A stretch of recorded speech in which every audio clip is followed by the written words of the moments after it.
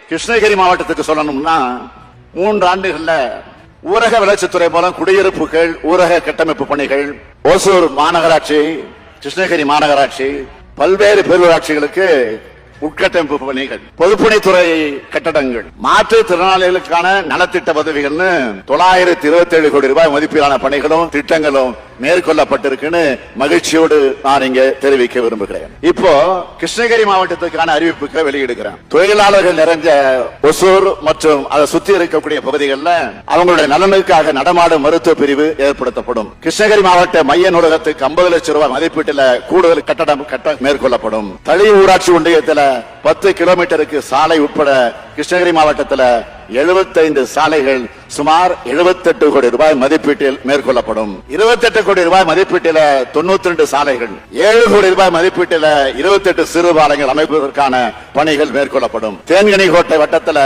யானை தாக்குதலில் இருந்து மக்களை காப்பாற்ற 10 கிலோமீட்டர் தூரத்துக்கு 3 கோடியே 50 லட்சம் ரூபாய் செலவிட எஃகு கம்பி கயிறு வேலி அமைக்கப்படும். கிளமங்கலம் அரசு பல் தொழில்நுட்ப கல்லூரி வளாகத்தில் 100 மாணவர்கள் தங்கக்கூடிய வகையில புதிய பிற்படுத்தப்பட்டோர் நல பல் தொழில்நுட்ப கல்லூரி மாணவர் விடுதி தொடங்கப்படும். கிருஷ்ணகிரி மாவட்டத்தில் 3 சமுதாய நல கூடங்கள் 2 கோடியே 35 லட்சம் ரூபாய் மதிப்பீட்டில் கட்டப்படும். கிராம பகுதிகளில் 5 துணை சுகாதார மைய கட்டடங்களும், நகர்ப்புறத்தில் 2 துணை சுகாதார மைய கட்டடங்களும் 3 கோடியே 15 லட்சம் ரூபாய் செலவில் கட்டப்படும். உணிச்செட்டி ஆரம்ப சுகாதார நிலையத்தில் 30 லட்சம் ரூபாய் மதிப்பீட்டில் பழங்குடியினருக்கான புதிய பிறப்பு காத்திருப்பு கூடம் அமைக்கப்படும். கிருஷ்ணகிரி மருத்துவக் கல்லூரியில் சத்துணவு மற்றும் மறுவாழ்வு மையம் 25 லட்சம் ரூபாய் மதிப்பீட்டில் ஏற்படுத்தப்படும். ஊராட்சி ஒன்றியங்களில் 30 பொது விநியோக அங்காடிகள், 28 அங்கன்வாடி மையங்கள் 9 கோடி 26 லட்சம் ரூபாய் மதிப்பீட்டில் அமைக்கப்படும். வனவிலங்குகளுக்கு தண்ணீர் கிடைக்க 1 கோடி ரூபாய் மதிப்பீட்டில்